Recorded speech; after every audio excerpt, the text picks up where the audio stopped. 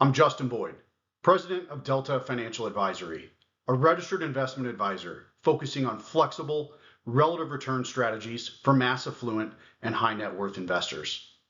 Our commitment to clients and approach to portfolio construction is grounded in the unbiased analysis of the economic landscape and financial markets, combined with the holistic approach to financial planning.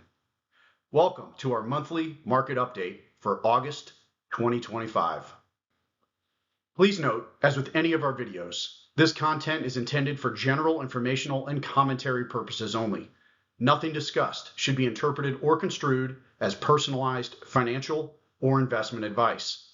For a more detailed disclaimer, please refer to the conclusion of this video. Okay, let's get started.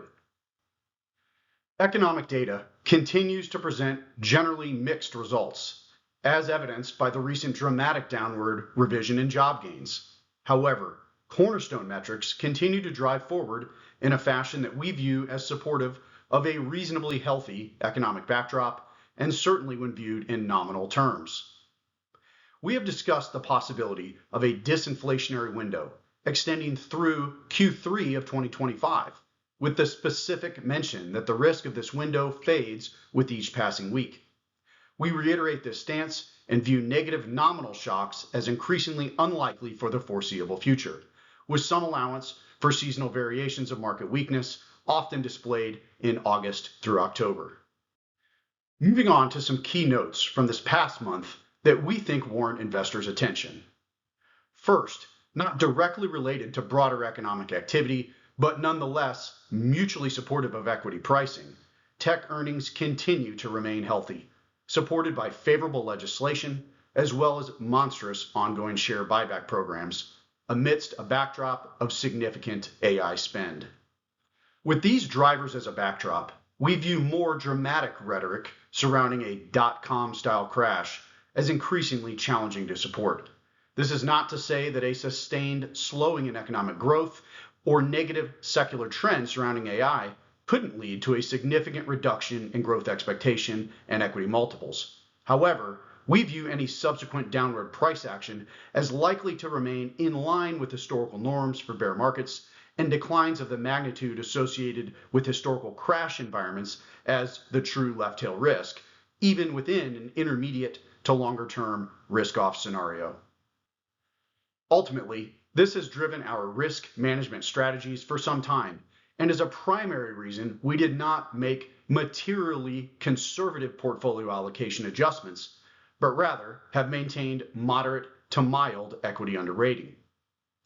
As we continue toward the back half of 2025, we have allowed recent equity gains to drive our portfolios closer to target allocations and simply remain mildly underweight equities, while maintaining respect for long-term return and risk management considerations that still indicate fully or richly valued equity markets.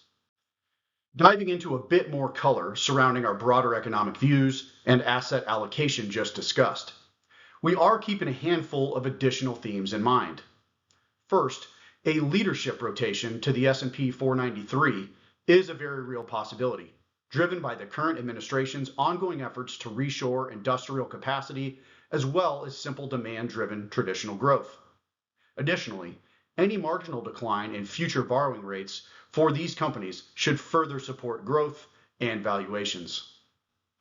Second, significant legislation has either been passed, proposed, or mentioned of late that all provide stability or liquidity to specific markets and or are directly net accretive to overall systemic or market liquidity.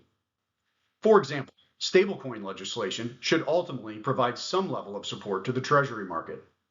Any opening of retirement accounts to private equity investments will allow much needed liquidity in that market over the coming years.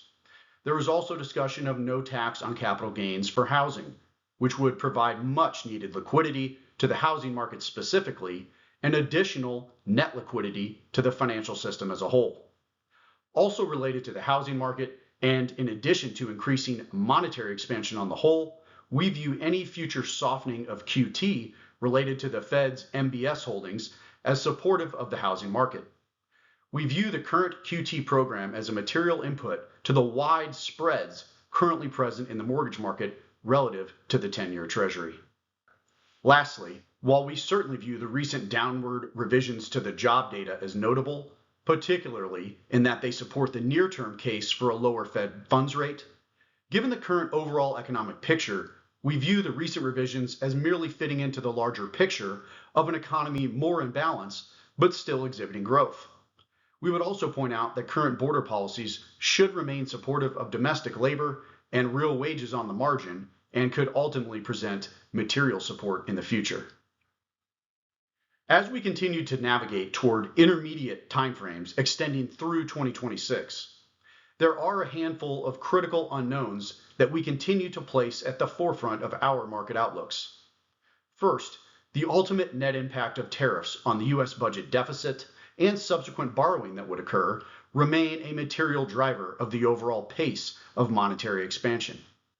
We see a roughly $1.5 trillion annual budget deficit for the foreseeable future, given a generous assumption for the impact of tariffs. With this as a backdrop and utilizing in-house research, we remain of the view that broad monetary expansion will remain net supportive of financial assets and equity markets at a rate that is likely to exceed long-term historical averages and certainly exceed previous examples of more subdued rates of growth. Key drivers of the ultimate rate of expansion will be the longer-term impact of tariffs, as well as the success or lack thereof regarding the administration's goal of recapitalizing the private sector via commercial credit expansion. While we continue to view positive participation with the market as the most prudent course of action to balance the totality of risks to wealth preservation, we do remain subdued in our optimism given the large delta between 2025 and 2026 earnings per share growth estimates. As mentioned previously, a sustained slowing in economic growth or negative secular trends surrounding AI could lead to a significant reduction in earnings growth expectations and equity multiples. Another critical driver to the nominal growth story is the long-run inflation rate and its correlated impact on nominal GDP and wage growth. Should long-run inflation materially decline from current levels, even to the point of truly achieving the Fed's stated goal of 2%, we would ultimately expect this to place downward pressure on the consumer spending cycle, barring any outsized real wage gains. As mentioned last month, we view a possible return of TINA, the acronym for There is No Alternative to Stocks, in any material fashion as ultimately favorable for equity market flows relative to risk-free assets. Current market pricing suggests a 3 to 3.25% Fed funds rate as the most probable policy rate in December of 2026. While this may not drive TINA money flows in the same manner zero interest rate policies have in recent history, any material change to these expectations in terms of downward rate expectations could continue to materially drive equity money flows, with any delta of term premiums and risk-free rates the additional unknown driver. A second critical asset class to the broader economy as it relates to future interest rate policy is the housing market. While declines in the stock market certainly have an impact on investor psyche and consumer spending, the housing market drives an even broader sense of sentiment amongst the larger population. With this understanding as a backdrop, we view a deep and liquid housing market as critical for the long-term health of the economy and ultimately the expansionary policy that is required to correct the fiscal and national debt imbalances. We also think the current administration understands this, and combined with the interest on the national debt are the critical reasons for the public push to lower rates. In our view, and in keeping with our previous special topic video on the sustainability of the public debt, this push to a lower rate policy and subsequent decline in real rates is likely to benefit the largest number of citizens. The unfortunate result is also an increase in inflation, ultimately tethered at the fiat level to the level of real rates. In terms of the direct impact on housing, it's also likely an increase in raw material and labor costs would result, ultimately driving prices higher. We certainly recognize affordability as a constraint on single family. And in terms of the potential profile of affordability going forward between higher prices, lower rates, and single versus multifamily, we would simply suggest that multifamily continues to see strength and that affordability for single family continues to be pressured. Thank you for watching. If you gained value from today's video, please click the thumbs up icon and consider subscribing to our channel.